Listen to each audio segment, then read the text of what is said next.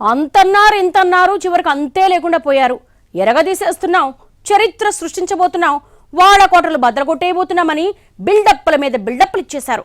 కానీ వాస్తవంలోకి వచ్చేసరికి చత్తిగిలపడిపోయిన ఆ ఎంపీ అభ్యర్థి ఎవరు? ఆమెకు అంత హైప్ ఎందుకు వచ్చింది? రియాలిటీలో ఓటర్లు ఆమె నమ్మలేదా? లోక్సభ ఎన్నికల టైంలో తెలంగాణలో తాజా సంచలనం. ఓ రేంజ్ లో ఎలివేషన్స్, అంతకు మించి సోషల్ మీడియా ప్రచారం.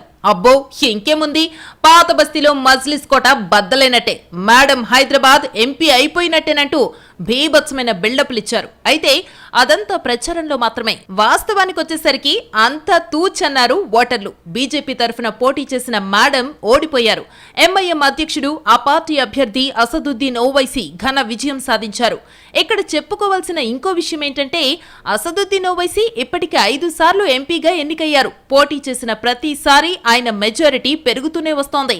ఈసారి కూడా అదే ఆనవాయితీ కొనసాగింది తప్ప ఈ ఎలివేషన్స్ ఇంపాక్ట్ ఏమాత్రం కనిపించలేదంటున్నారు పొలిటికల్ పండిట్స్.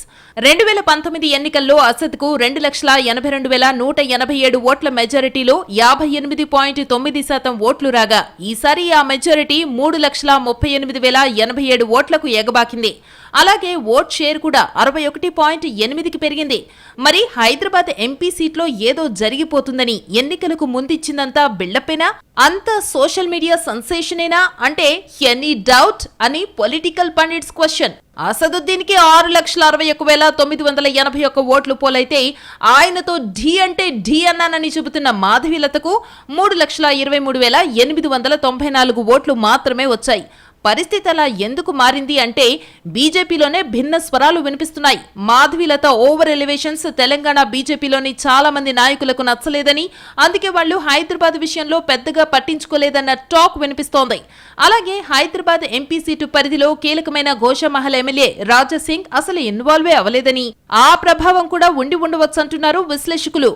మరీ ఓవర్ కాకుండా అందర్నీ కలుపుకుపోయి ఉండి ఉంటే ఇక్కడ బీజేపీ ఓట్ షేర్ ఇంకా పెరిగి ఉండేదని అంటున్నారు పొలిటికల్ పరిశీలకులు. మొత్తంగా ఈ ఎపిసోడ్ ని చూస్తే సోషల్ మీడియా ఎలివేషన్స్ తో ఓట్లు రాలవని, జనానికి నమ్మకం కలిగించితేనే ఫలితం ఉంటుందని అంటున్నారు రాజకీయ పండితులు. ఇది వాల్టీ ఆఫ్ ది కార్డ్. నమస్తే.